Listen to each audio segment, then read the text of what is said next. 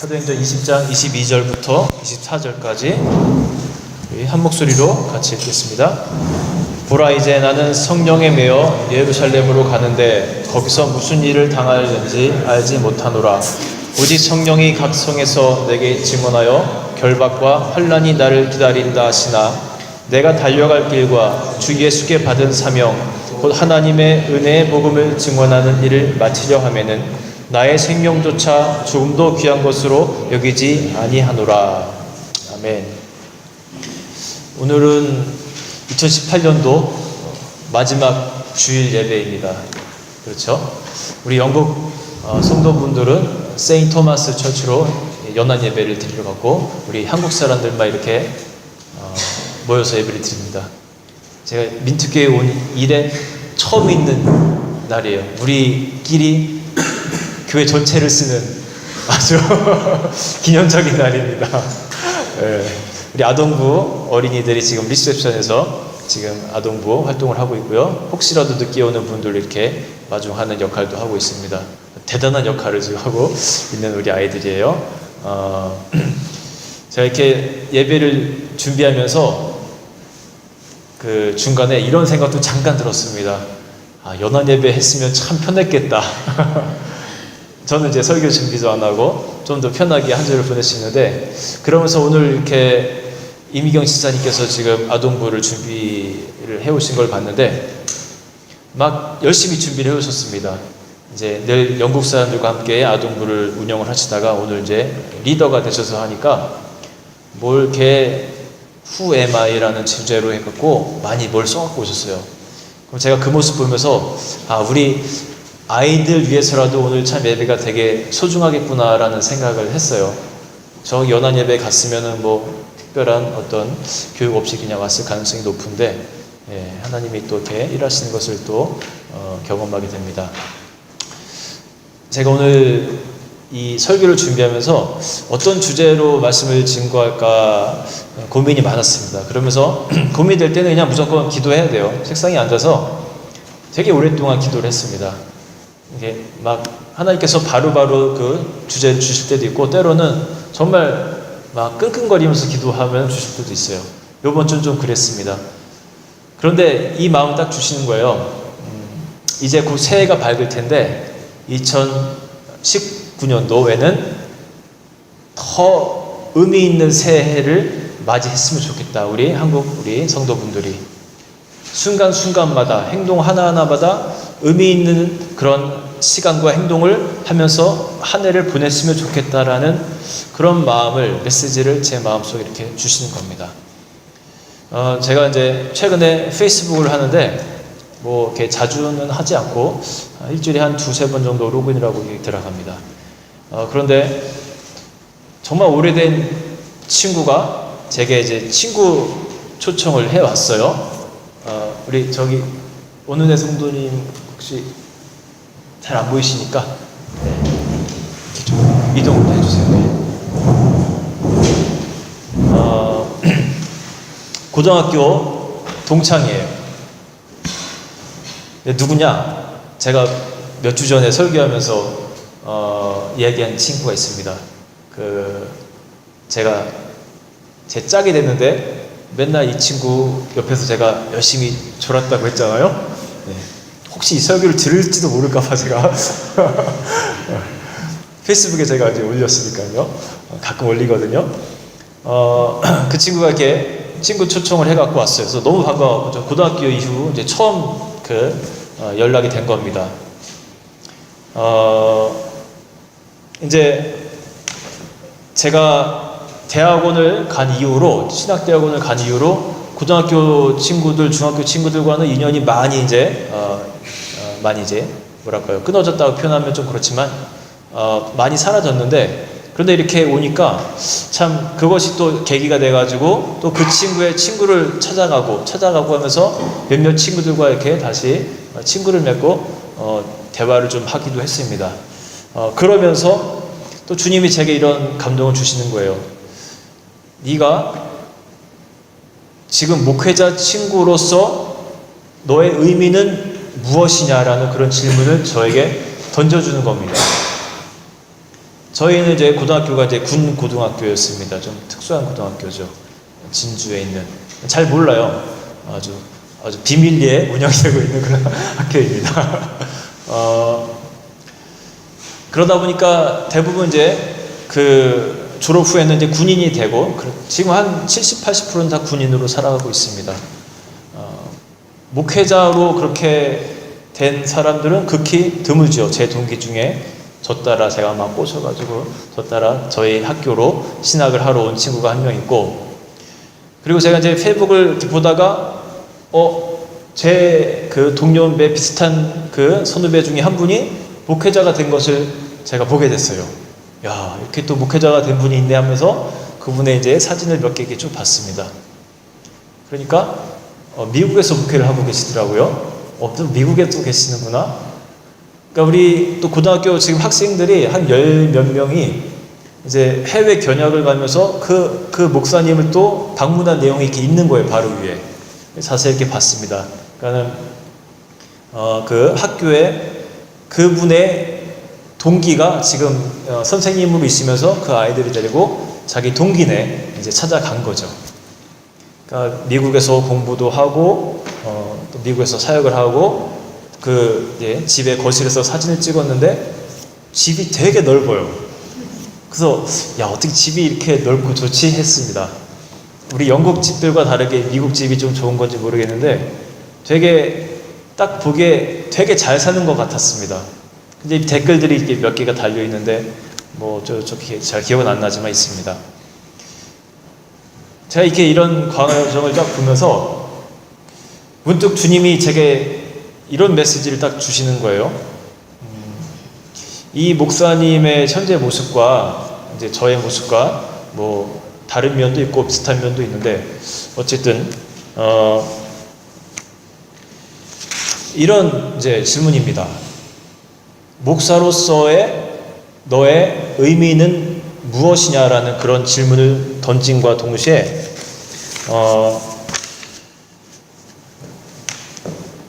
제가 이제 이런 마음이 조금 있었거든요.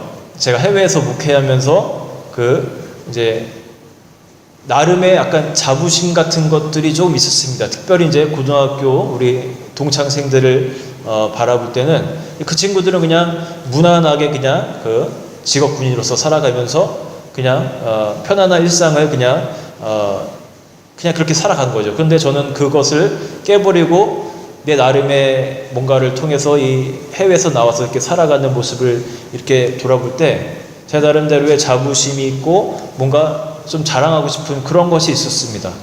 그런데 아이러니하게도 저는 단 한 번도, 물론 연락이 잘 못한 것도 있지만, 제가 그 친구들을 향해서 목사로서 예수 믿으라고 교회 가자고 말했던 적이 단 한 번도 없는 걸 제가 발견하게 된 거예요. 내가 메시지라도 한 번씩 글로 쓰는 거 어렵지도 않은데 한 번씩 쓸 수 있었을 텐데 한 번도 하지 못한 제 자신이 되게 부끄럽게 여겨지고, 또 그 목사님의 그런 모습을 통해서 제 모습을 잠깐 발견하게 된 겁니다. 이렇게 해외에서 나름대로 이렇게 그 자리를 잡고 살아가고 있는 모습이 과연 우리 동창들에게 복음을 전하는 데 있어서 어떤 도움이 될까라는 그런 질문을 한번 던져보게 된 거예요. 하나님을 믿는 사람들이 복받고 잘 된다 정도 그 이상의 그 어떤 의미가 또 있을까? 어쩌면 반대로 조심스러운 거지만 복음을 증거하는 데 있어서 역효과가 있는 것은 아닐까라는 그런 생각까지도 제가 해보게 되었습니다. 그래서 제가 그 친구에게, 제가 이제 친구 추천을 한 그 친구에게 메시지를 썼습니다. 이제 안부를 몇 번 전하면서 뜬금없이 그냥 그랬어요. 주님이 제게 주신 단어가 두 가지였습니다. 그래, 너의 목사로서, 네가 친구 목사로서의 의미는 첫째는 겸손함이고 두 번째는 전도다. 이 두 가지 단어를 제게 던져주신 겁니다. 그래서 그 친구에게 겸손과 전도하는 마음으로 다가섰습니다. 이렇게 안부 인사를 주고받고 뜬금없이 그랬습니다. 친구야, 내년부터는 우리 같이 교회 가자 그랬습니다. 그러니까 그 친구가 제가 이제 목사가 된지는 이제 몰라요.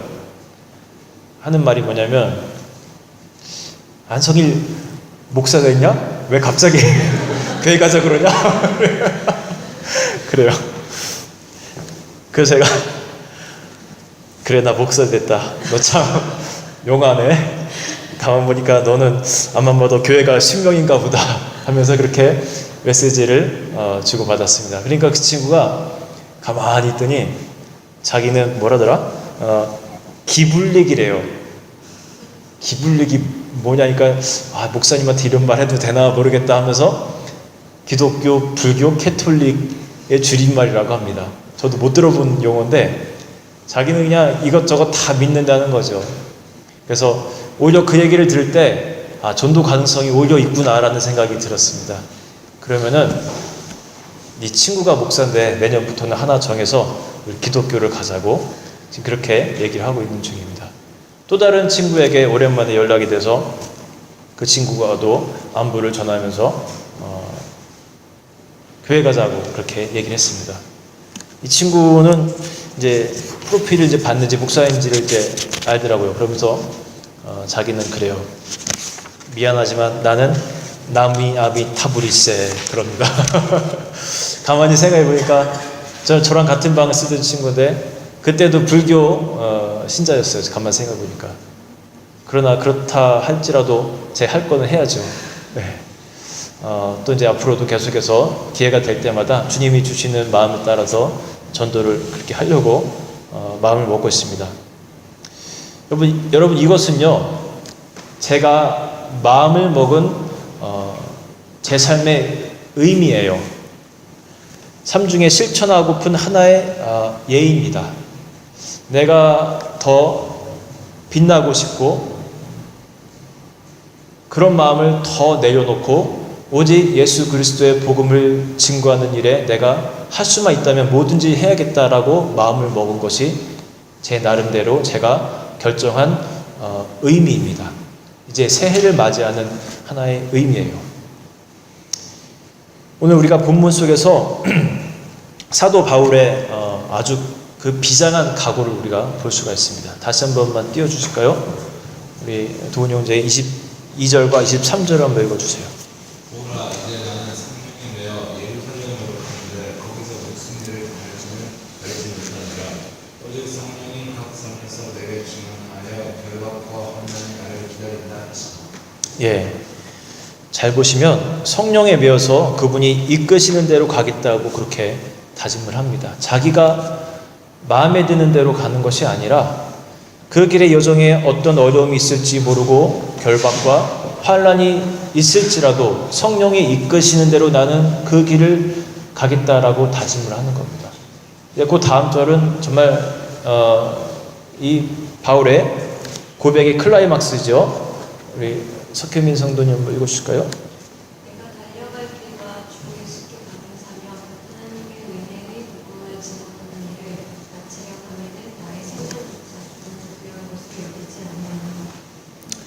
네, 주님이 원하시는 의미 있는 일을 위해서라면 자신의 생명조차 귀한 것으로 여기지 아니하고 그렇게 주님 원하시는 뜻대로 내가 가겠다라는 그런 고백입니다.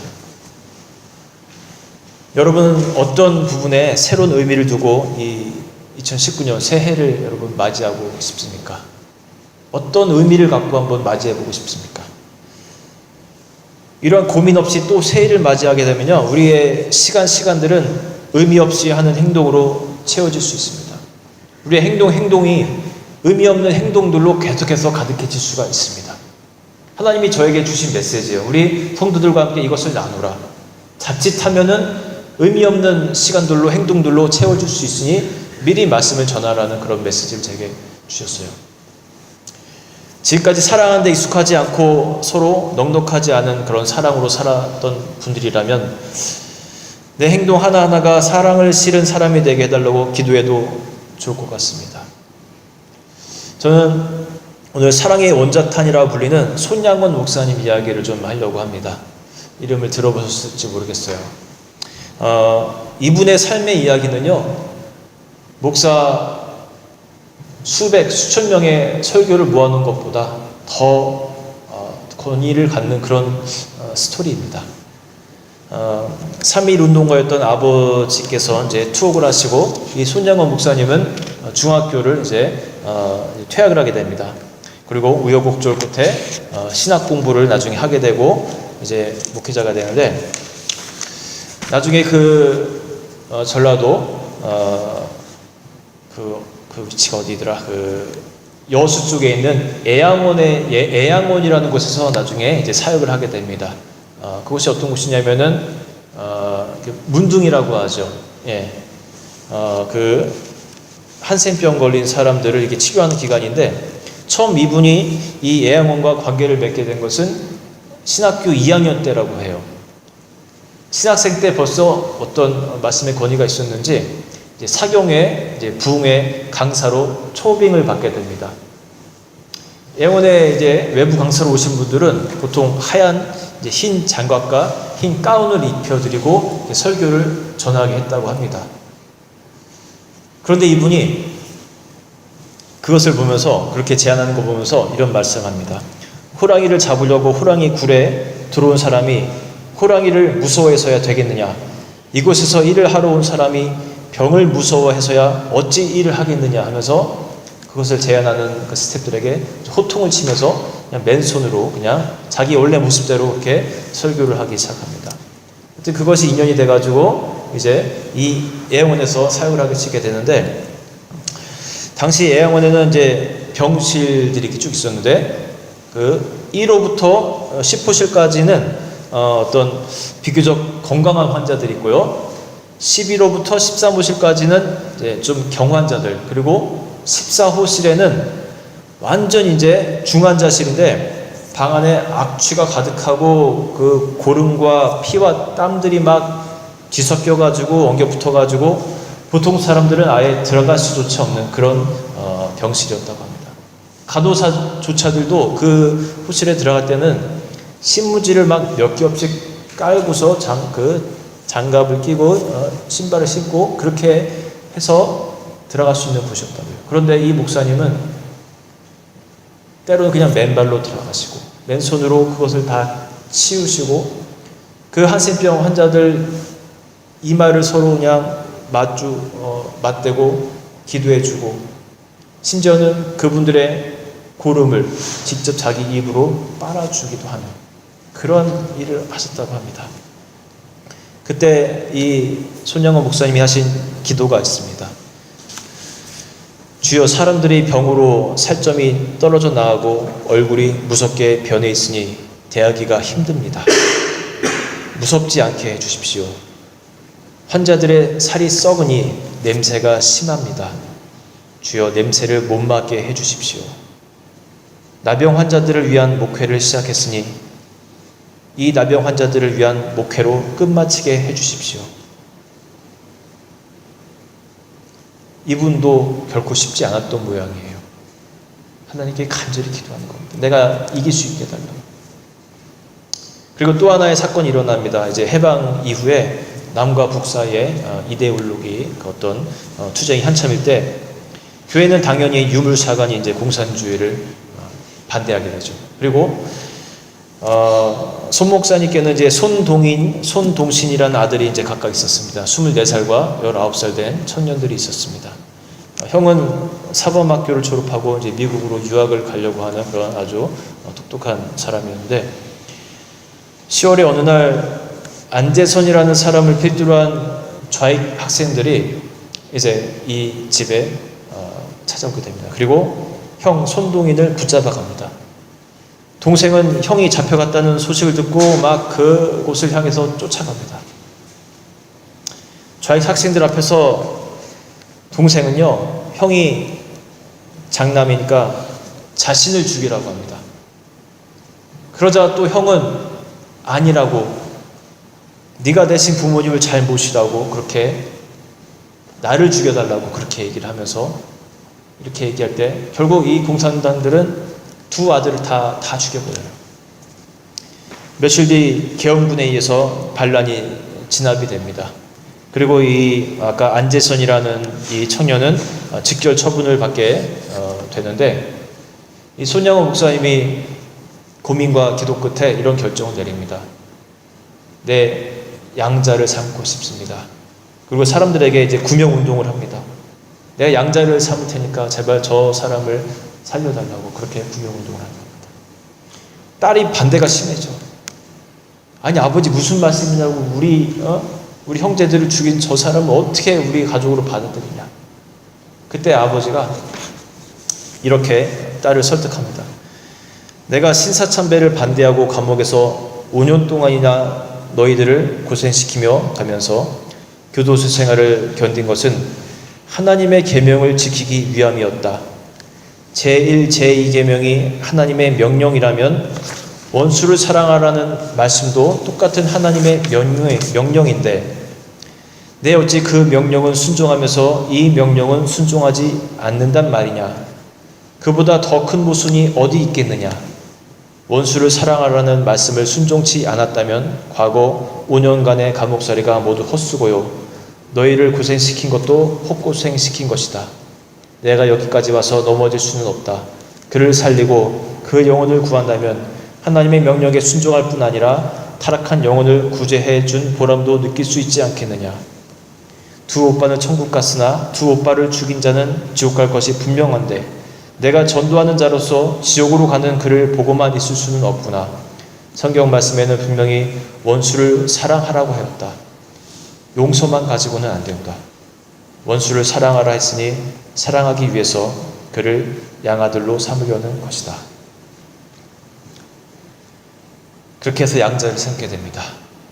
그리고 이후에 이제 6.25 전쟁이 터지게 됩니다. 교인들은 이제 교회 지도자들과 이제 목사님들을 배에 태워서 안전한 곳으로 이제 피난을 시키려고 해요. 그래서 예배도 다 드리고 했는데, 이 손양호 목사님이 성경책을 부여잡고 그 배에서 내립니다. 내 양들을 이 위험한 곳에 두고 내가 나만 떠날 수 없다 하면서 그곳에 남아 있습니다. 그리고 약 2년 후에 공산당들의 그 총탄을 맞고 돌아가시게 됩니다.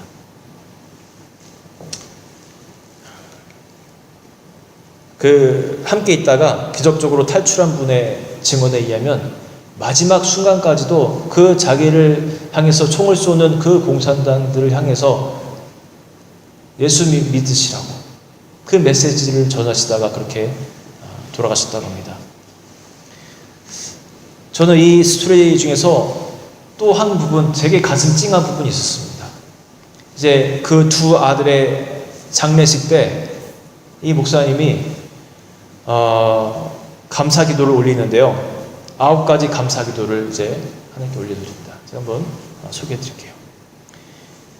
나 같은 죄인의 가정에서 순교의 자식이 나게 해주셨으니 감사하고, 허다한 성도 중에 이런 보배를 나에게 해주셨으니 감사하고, 3남 3녀 중에서 가장 귀여운 맏아들과 둘째 아들을 바치게 하셨으니 감사하고, 한 아들의 순교도 귀하다 하겠거늘 두 아들이 순교하게 하셨으니 감사하고, 예수 믿고 와석 종신 이부자리에 누워 편안한 죽음을 맞이하는 건데, 이렇게 해도 복이거늘 전도하다 총살 순교하게 하셨으니 감사하고, 미국 가려고 준비하던 아들이 미국보다 더 좋은 천국 가게 하셨으니 감사하고, 사랑하는 아들 죽인 원수를 회개시켜 양자 삼으려는 마음을 주셨으니 감사하고, 아들의 순교가 열매 맺어 무수한 천국의 열매를 맺을 것을 믿으니 감사하고, 역경 속에서 하나님의 사랑 깨닫고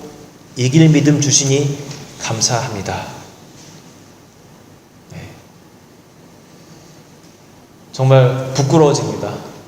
이런 분 앞에서 전 같은 목사로서 정말 그 발끝에 째만큼이라도 내가 따라갈 수 있을까 하는 그런 부끄러움이 먼저 다가오는 그런 이분의 일생입니다. 이 손 목사님의 일생은요, 자신의 믿음을 따라 더 의미 있는 사랑의 결정을 내리며 살았던 인생입니다. 그 결과 사람들의 눈에는 실패자고 고생했던 자라고 보이겠지만, 하나님 보시기에는 가장 가장 아름다운 삶을 살다가 분 중에 하나가 된 것입니다. 여러분, 이런 엄청난 사랑의 사람이 되는 것은 하루아침에 일어나지 않습니다. 그분의 그 별명처럼 사랑의 원자탄, 그 원자탄이 어떻게 하루아침 만에 만들어지겠습니까? 여러분, 작은 것부터 그 하나부터 의미를 부여하는 그런 습관을 가질 때 우리도 이와 같이 사랑의 원자탄 같은 목사님, 그런 분이 될 수 있는 것입니다. 여러분, 무엇부터 하면 좋겠습니까? 어떤 것부터 의미를 갖고 우리가 실천하면서 살면 되겠습니까? 그것은 여러분들의 선택의 몫이에요. 저에게처럼 매 순간 기회가 있을 때마다 전도하고 낮아지고 해라, 그런 마음을 주시면 여러분 따라야 됩니다. 또 이 목사님처럼 사랑의 마음을 가지라고 메시지를 주실 때 아멘으로 받고 내가 모든 삶 가운데 내 말 속에, 내 행동 속에 의미를 부여하며 그렇게 사랑의 사람으로 살아가야 됩니다. 공부와 일도 마찬가지죠. 무조건 열심히만 하는 것이 아니라 그 공부와 일 속에 의미를 부여해야 됩니다. 하나님이 주신 어떤 의미가 있는지 내가 그것을 찾고 그것을 그 뜻대로 내가 일해야 됩니다. 여러분, 의미 있게 살 때 나만 그렇게 변하는 것이 아니라 아주 감사한 건 내 주변 사람들도 그렇게 영향을 받습니다. 우리 몸속에 거울 신경세포라는 것이 있다고 해요. 영어로는 mirror neuron cell이라고 하죠. 다른 사람의 행동을 거울처럼 그대로 반영한다는 의미에서 이런 정말 세포가 있다고 해요. 그러니까 옆 사람이 극적극적거리면 나도 모르게 극적극적거리고, 하품하면 같이 하품이 나오고, 심지어 기침을 하면 나도 기침이 나오고, 그런 게 이런 거울 세포 때문이라고 합니다. 그 드라마를 보면은 옛날에는 안 그랬는데 저도 요즘에는 눈물이 나요.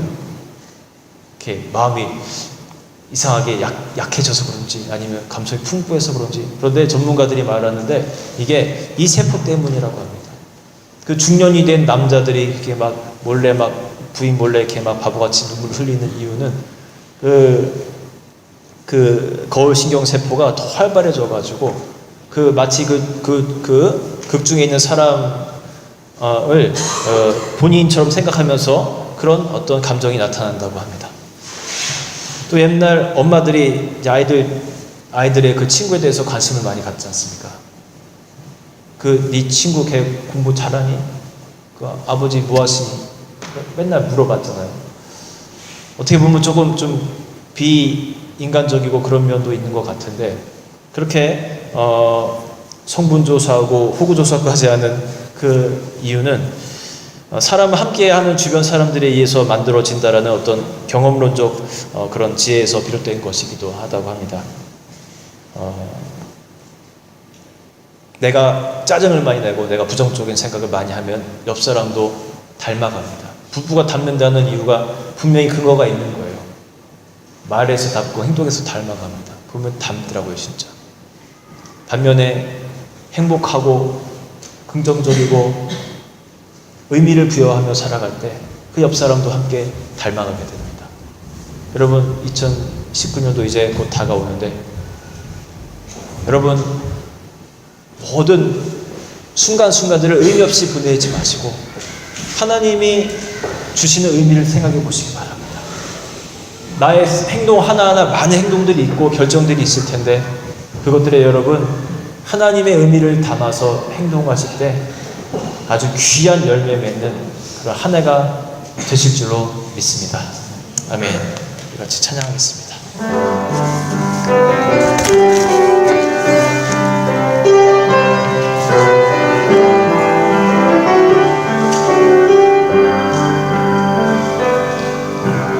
나 기다리며 견뎌왔네. 그저 기다리며 견뎌왔네. 헛된 소망 바라던 내게 힘든 건 허전한 마음. 늘 곁에 계신 내 아버지, 늘 곁에 계신 내 아버지, 그의 사랑을 잊고 있었네. 사랑 견뎌온 시간 모두 하시는 아버지 마음, 그 사랑으로 만지시네. 내 맘 깊은 곳을 채우시네. 그 모든 것들은 나를 참으신 나의 아버지, 그 사랑으로 만족하네. 내 삶 주 계신 곳 머물겠네. 오직 주만 섬기는 주와 영원히 기뻐하리. 다시 한번 찬양하겠습니다. 나 기다리며 견뎌왔네. 그저 기다리며 견뎌왔네. 헛된 소망 바라도 내게 있는 건 허전한 마음. 곁에 계신 내 아버지, 그 사랑을 잊고 있었네. 사랑 견뎌온 시간 모두 하시는 아버지 마음, 그 사랑으로 만지시네. 내 맘 깊은 곳을 채우시네. 그는 모든 것들은 나를 품으신 나의 아버지, 그 사랑으로 만족하네. 내 삶 주 계신 곳 머물겠네. 오직 주만 섬기는 주와 영원히 기뻐하리라. 그 사랑으로 만족하네. 그 사랑으로 만족하네. 내 삶 주 계신 곳 머물겠네. 오직 주만 섬기는 주와 영원히 기뻐하리라. 같이 기도하겠습니다.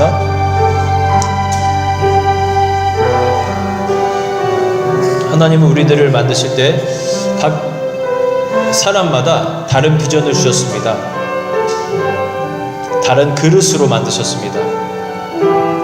그래서 갈 길을 조금씩 다르고 살아가는 모습도 다를 수밖에 없습니다.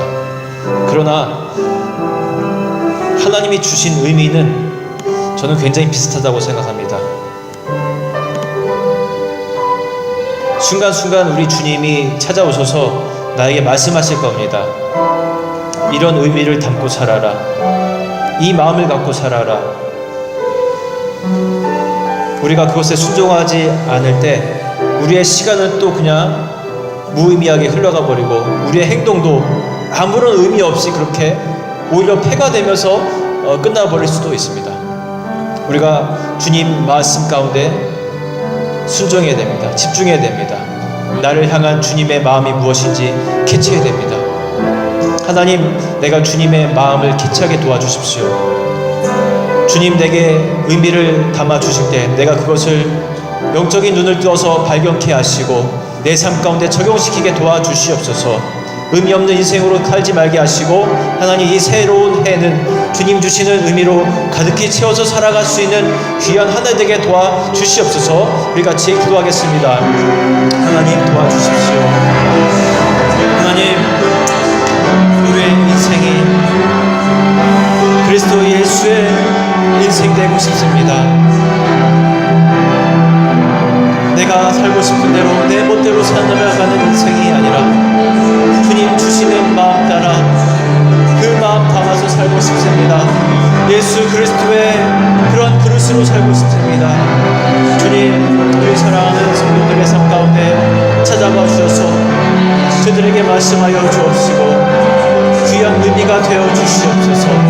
하나님 흘러가는 시간들 우리가 붙잡을 수는 없으나 주님의 의미를 담을 수는 있습니다. 주님 우리의 행동 하나하나에 작은 것일지라도 주님의 의미를 담아서 행동할 수 있도록 도와주시옵소서. 저 사도 바울과 같이 하나님 주님 뜻이라면 내 목숨을 조금 더 아끼지 아니하고 그 길을 달려갈 수 있는 그런 담대함과 믿음을 주시옵소서. 손양화 목사님처럼 하나님 주님이 주신 마음대로 굳건한 대로 하나님 그렇게 살아갈 수 있도록 착하게 살아갈 수 있도록 주님 우리를 축복하여 주시옵소서. 하나님 가득히 채워 주시옵소서. 예수의 마음으로 그 사랑으로 우리의 마음을 가득히 채워 주시옵소서. 그러한 복된 인생 살아가는 우리 성도들 될 수 있도록